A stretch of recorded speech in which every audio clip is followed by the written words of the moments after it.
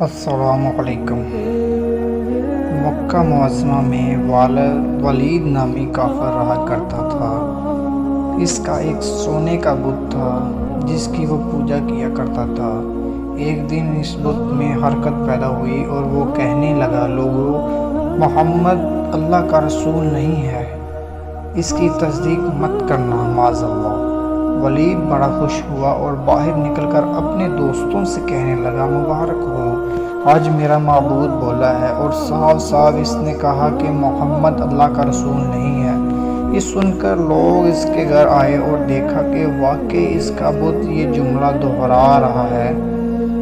وہ لوگ بہت خوش ہوئے اور دوسرے دن ایک عام اعلان کے ذریعے ولید کے گھر میں ایک بہت بڑا اجتماع ہو گیا تاکہ اس دن لوگ بت کے منہ سے وہی جملہ سنیں۔ اس بڑے اجتماع میں ان لوگوں نے حضور پاک صلی اللہ علیہ وآلہ وسلم کو بھی دعوت دی تاکہ حضور صلی اللہ علیہ وآلہ وسلم خود تشریف لا کر بت کے منہ سے وہی جملے سنیں۔ چنانچہ حضرت حضور صلی اللہ علیہ وآلہ وسلم بھی تشریف لائے۔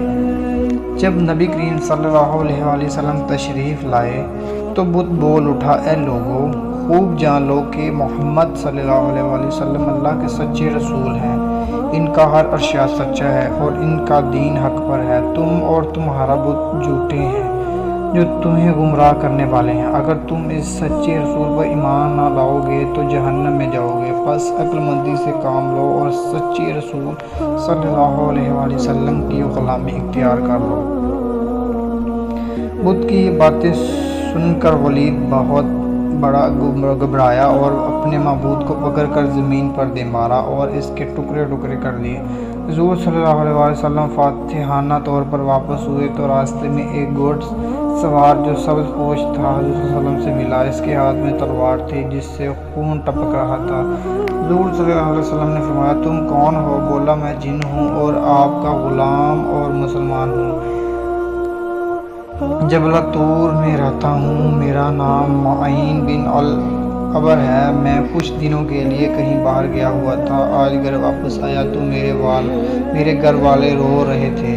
میں نے وجہ پوچھی تو معلوم ہوا کہ کافر جن جس کا نام مسفر تھا وہ مکہ میں آ کر ولید کے بت میں گھس کر حضور صلی اللہ علیہ وسلم کے خلاف فضول گوئی کر گیا ہے اور آج پھر وہ یہی بکواس دوبارہ بت میں گھس کر کرنے والا تھا۔ اس سے پہلے وہ آپ کے متعلق بکواس کرتا، یا رسول اللہ، مجھے سخت غصہ آیا، میں تلوار لے کر اس کے پیچھے دوڑا اور اسے راستے میں قتل کر دیا۔ پھر میں خود ولید کے بت میں گھس گیا اور اب جو کچھ کہا میں نے کہا۔